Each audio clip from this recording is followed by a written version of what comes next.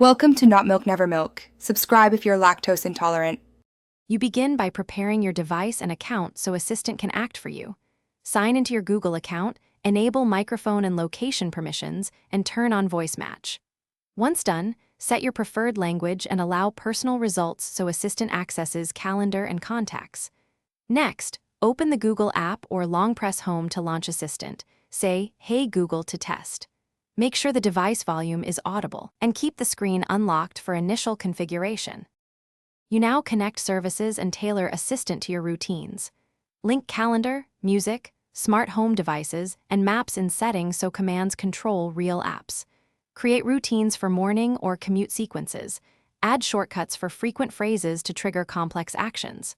Once set, train voice match for accuracy and choose a voice that feels natural. Be deliberate. Assign default music and navigation apps to avoid prompts, and test each linked service to verify. You finish by practicing real tasks and securing your setup. Ask Assistant to make calls, set timers, navigate home, and control lights to build muscle memory. Make sure lock screen access and personal results match your privacy preferences.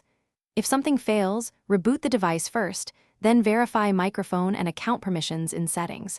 Retrain voice match if recognition degrades.